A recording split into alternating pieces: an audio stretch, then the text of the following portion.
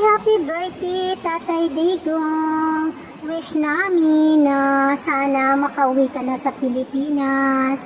Tatay, be strong, laban lang. At alagaan mo yung sarili mo. Maraming nagmamahal sa inyo, lalo na kami mga OFW dito sa Hong Kong.